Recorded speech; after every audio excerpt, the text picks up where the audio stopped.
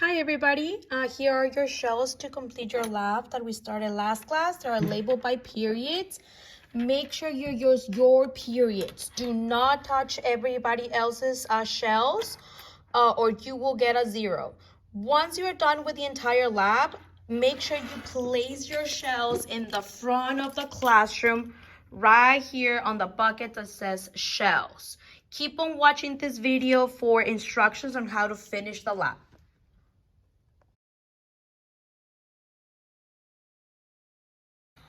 This is our ocean acidification or shells lab. So the central question of this lab is, how does the decrease in the pH of seawater affect the calcium carbonate shells of animals?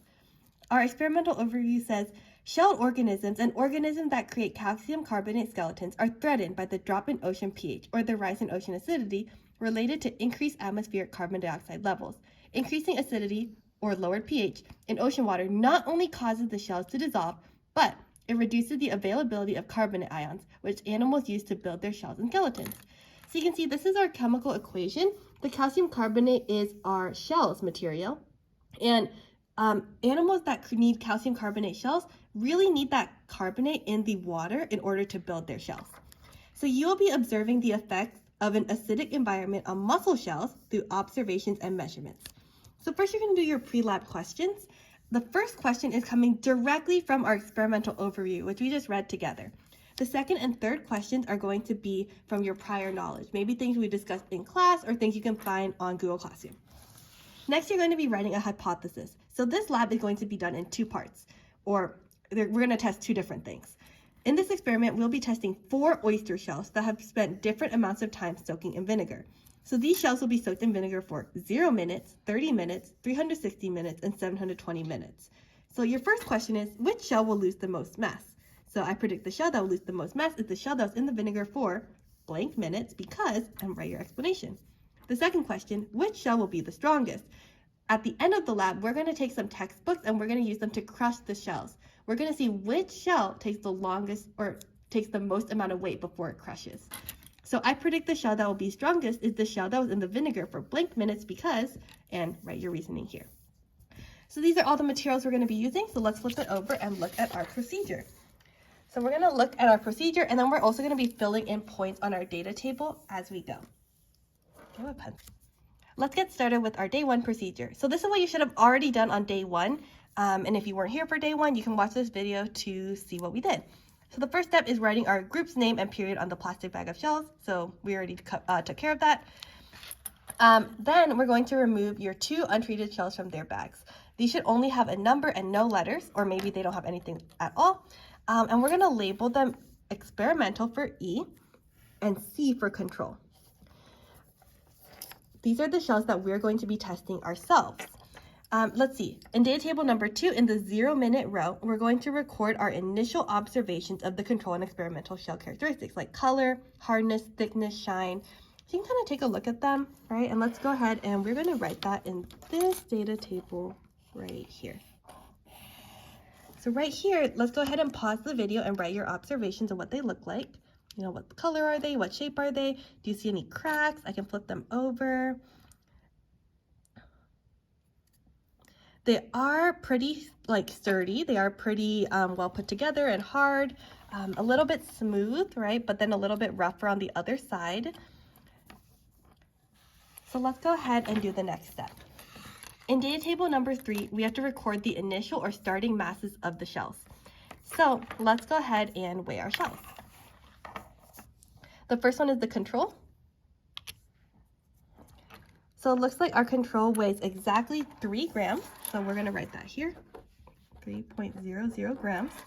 And then now let's weigh our experimental. So our experimental is 3.23 grams.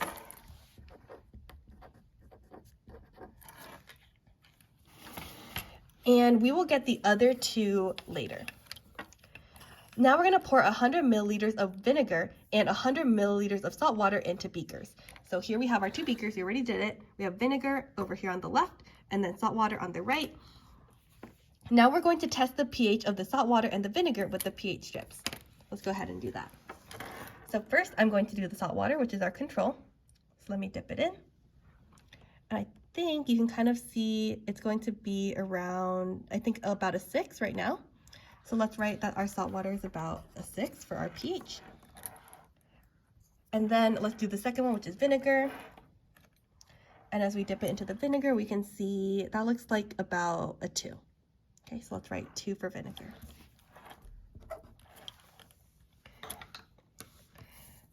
After that, we're going to set the timer for 30 minutes. We are going to add the untreated C shell and the untreated E shell to our beakers. So let's go ahead and do that, and we're going to start our timer right as we put in our shells. So experimental goes into the vinegar and control goes into the salt water. It has been 15 minutes, so now we're going to fill in the second row, which is our 15-minute observations. So the shells are halfway done being treated. Let's take a look at what happened. So this is our salt water, our control. As you can see, there is not much going on, but we can pick it up and you can see kind of from the bottom what the shell looks like. You can look at it from the top to see what the shell looks like, right? You can see, are there any changes that you noticed in color or in what's happening to the shell? And you can even go back in the video to see what was happening at the very start. Now let's look at the vinegar one, and we can kind of compare the two. So you can see if there's an obvious change between the two. So vinegar is here on the left, and we can see what's happening to the shell. So I see a lot of bubbles, and some are even coming up on that left-hand side, actually everywhere. If we pick it up, we can look at it from the bottom as well. And then we can also look at it from the top. So there you go. Let's make our observations for 15 minutes now. Now our shells have been sitting for 30 minutes, so it's time to fill out the final pH as well as our 30-minute observations. So first, I just dumped out pretty much almost all the liquid, but we can still get the pH from the little bit that's left inside. So let's put our pH paper into the vinegar. So this is our first one, which is our vinegar experimental, and as we can see, it looks to be around a 3, I believe. So let's make our vinegar final pH a 3. And for our salt water, dip that one in. And this one seems to be, well, what would you say? Maybe around a 5 or a 6? We can go with 6 again.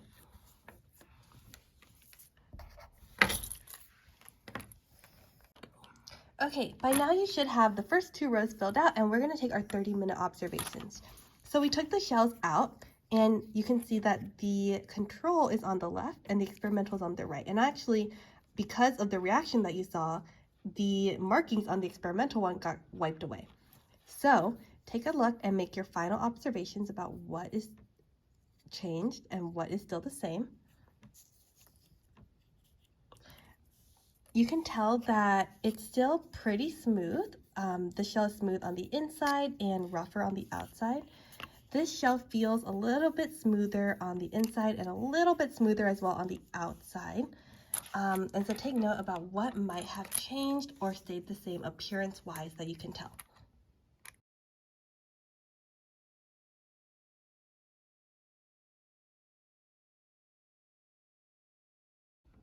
Now it's time to get the final mass of our control and experimental shells. So let's start with our control shell. Okay, so our final mass is 3.00 grams. Let's write that down. Oh, it's the same exact thing as before. And now let's do our experimental shell. This is going to be 2.85 grams.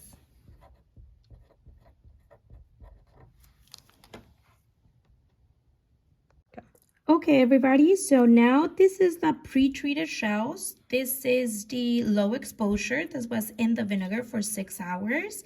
And then this was in the vinegar for 12 hours. So go ahead and write your observations over here where it says 360 for the low exposure and 720 for the high exposure. As you can see, we even lost a little bit of the shell. It feels not quite like paper, still feel like I can move it around. And the high exposure, You can see like it's almost really flaky. It's really fragile. And in some parts, it even feels like even paper. Okay, so now I'm going to give you the initial and the final mass. So for the initial mass for the 360 minutes, it's going to be 3.53 grams.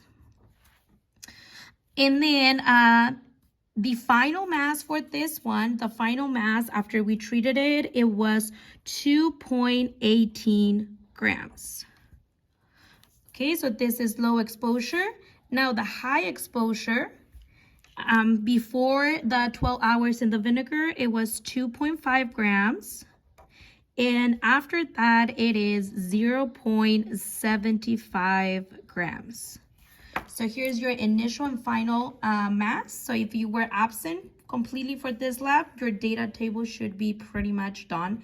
And we're not gonna do the calculations. I'm gonna show you how to do the calculations for the high exposure, and make sure you use the same steps to find the all the calculations for the experimental and the control. And at the end, we're gonna do the way to crush. So in order to find the mass difference, you're gonna do the initial mass minus the final mass. So we have 2.5 grams minus 0.75 grams.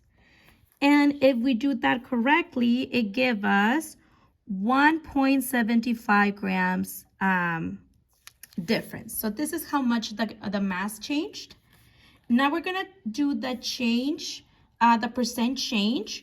We're gonna do the difference, the number that we just calculated, divided by the initial mass, and then multiply it by 100.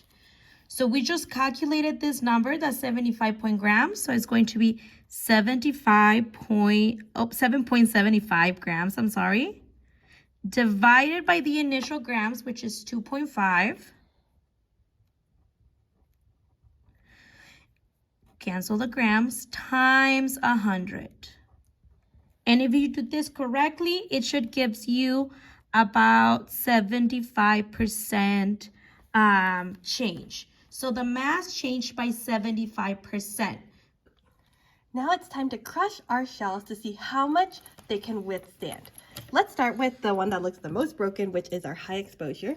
So what we're gonna do is we are going to put it gently on our paper towel, and it's already kind of breaking apart, so we're going to make sure we're very gentle with it.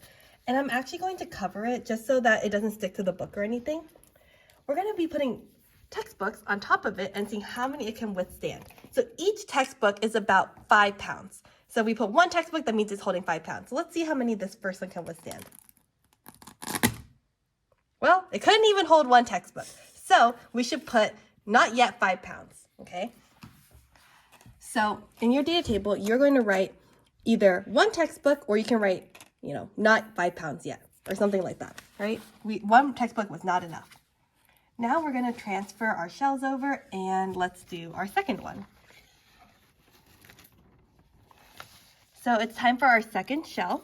This is the low exposure. So once again, we're going to cover it up, and then we're going to put our textbooks on it. So we're taking our first textbook. Okay, I feel a little bit of cracking, but it's not all the way done yet. Oh, it's still a little bit there. So let's put a second textbook on it. There we go, now it's flat. So this one takes 2 textbooks to crush, or about 10 pounds. So here you can write 2 textbooks, or about 10 pounds. We're going to do our third shell, our experimental shell. So let's take our third shell. You know the drill. We're going to put it in our paper towel, and then we're going to put our textbooks on it. So textbook number 1, you can hear a small crack. Textbook number 2, and I think it's almost crushed. Let's see if it takes one more or if it's already crushed. There we go. I think it took 3 textbooks. So this one's going to take 3 textbooks to crush.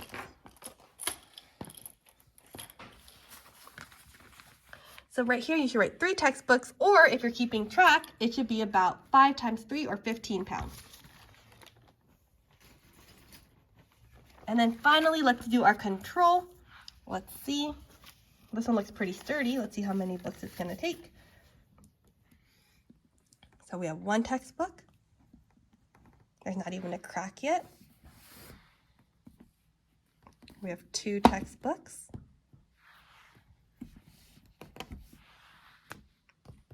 We have 3 books. And it's still going.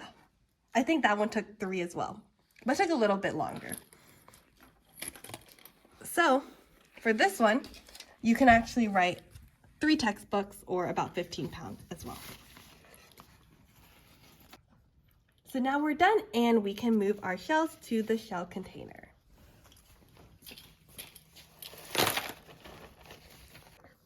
This is the last step. We're going to do our analysis questions. So you're going to read all these questions and answer them to the best of your ability.